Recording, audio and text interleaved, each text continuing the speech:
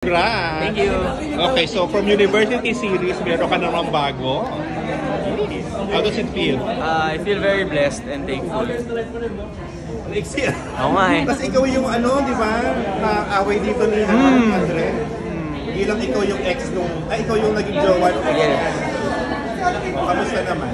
Okay naman, it's very exciting kasi ako personally namimiss kong mag-aral. Tapos makakuha ko ng role na estudyante. So, nakakatuwa kasi nakakamiss din mag-aral. Tapos, Ayun. kamusta yung workshop nyo? Yung workshop namin solid kasi nabuo agad yung chemistry namin doon. Tapos, nakilala namin isa't isa.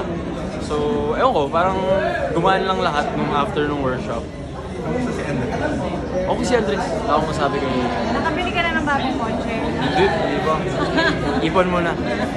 Ang dami mo namang ganap eh. Wala pa, ipon pa. Diba? Ang dami mong project. O kamusta yung yun nga, yung mga magulang nyo nagkaroon ng history before. Nakakatuwa nga eh. Parang nung una nga namin kita ni Andres, parang napagkwentuhan namin yung issue na yun. Tapos meron kaming... Napagkwentuhan nyo? Napagkwentuhan namin, tapos may isang certain na situation na parehas yung alam namin kwento. Tapos tawa lang kami ng tawa kasi, alam mo rin pala yun. Ano yun? Tanong nyo siya.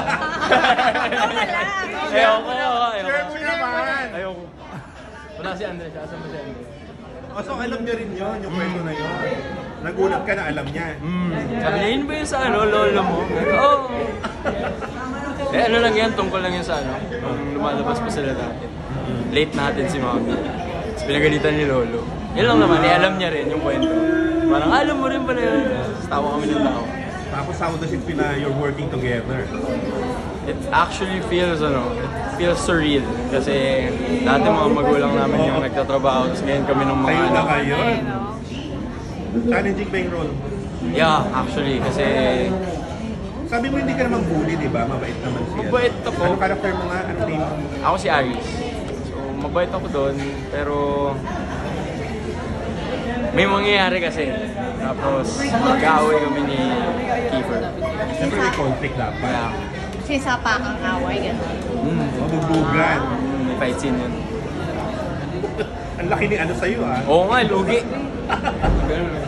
Ano sabi ni mami mo? Masaya si Mommy. Anong tips and advice bibigay sa inyo ni Sally?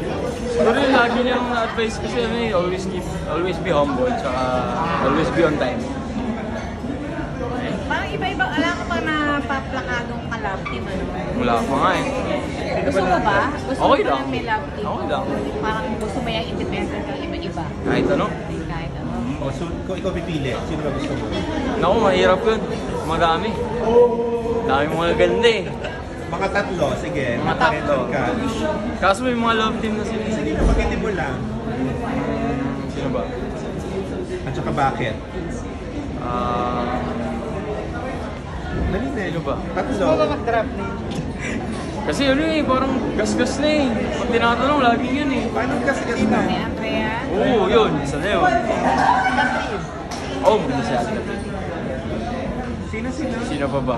Sino Si ulit? Ate Kate. Si Si Jessie, maganda rin si Ate Jessie. Huwag naman yung mga ate. Eh, yun na nga eh. Matatanungin niyo ako, tapos ayaw niyo naman yung tulad yung gusto Matatanda ko. ang gusto Ba't mga ate ba trip mo? Hindi, yung itsure na beauty nila. Sa medyo younger, Younger. medyo nakakasama mo dito. Sige, para safe si Heart. Si Heart. Okay. O, yun pala eh. Safe na safe. Na-bless ka ba ngayon? Ano yan? Hi guys, I'm inviting everyone na manood kayo ng Ang Mutya ng Section E. Malapit na po yan guys, kaya please supportahan nyo. Hoy, Andres, na-bless ka ba? Na-bless ka ba ngayon? Yes. Single. And ready to mingle. Thank you. Thank you.